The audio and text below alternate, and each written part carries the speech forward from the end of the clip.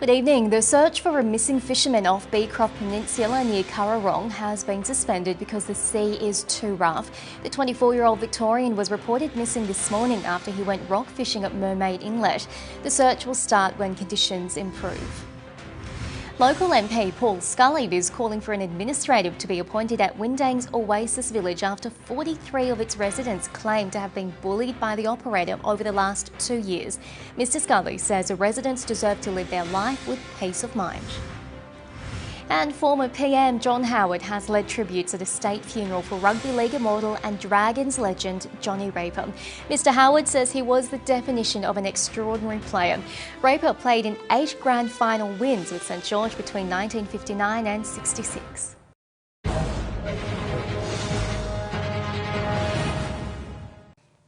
Hello again. Work has finished on the new Melton Dam, bringing farmers a step closer to having a more reliable water supply.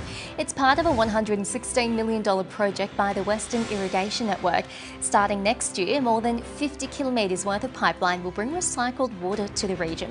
It's set to deliver more than 18 million litres by 2050. Support has flooded in on social media for the family of the 8-year-old boy who died in Delacombe. The boy passed away after being struck by a car in a driveway on Park Street. The driver is assisting police with their investigations.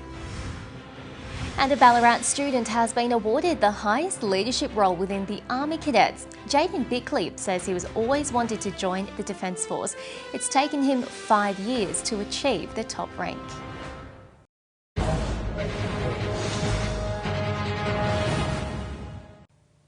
Hello again. 2 Central Victorians have been arrested after a high-speed chase in Melbourne.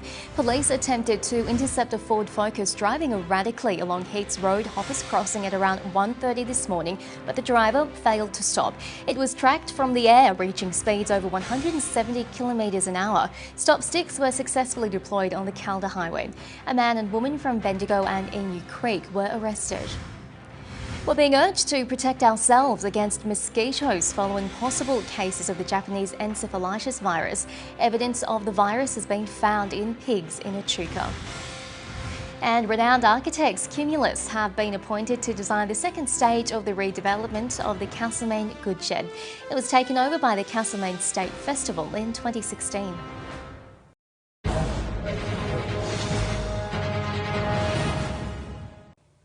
Hello again. Thieves have targeted several stores across Canberra in the past week, with police urging witnesses to come forward. The first incident was at Trek Bicycles in Phillip on February 17. Thieves also stole from e-scooter stores in Fishwick early yesterday morning. Some owners frustrated with police reporting that cars were passing the stores as they were getting broken into. 2 people have died of COVID across the border, a man in his 70s from the Queanbeyan-Pallarang area and a woman in her 80s from the Eurobodalla region. Meanwhile, a man in his 80s has also died of COVID in the ACT. And the Brumbies are keeping a lid on emotions at the start of Waratahs Week. Lock Darcy Swain admitting the feeling around the old enemy will intensify before Saturday's Round 3 clash. Rain and 21 expected in Jerrabomberra.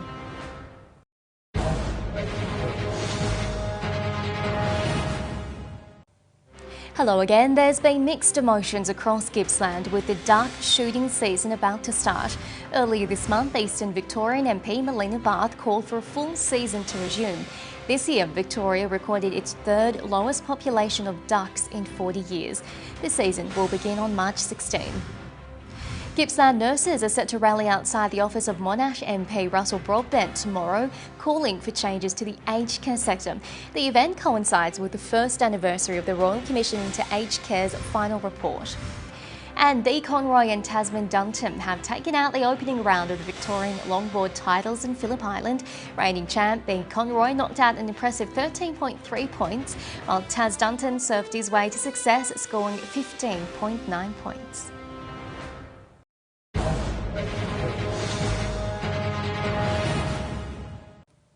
Hello again. A new plan to turn the Hunter into a green hydrogen hub has been proposed by Orica and Origin Energy. The 2 companies have signed an agreement to conduct a feasibility study into establishing a Hunter Valley hydrogen hub. Orica says the partnership aligns with their corporate strategy and ambition to achieve net zero emissions by 2050. Member for Gosford Liesl Tesh is calling for the state government to urgently invest in drainage for the Central Coast Highway. Ms Tesh says the recent heavy rain has seen motorists become trapped in floodwaters.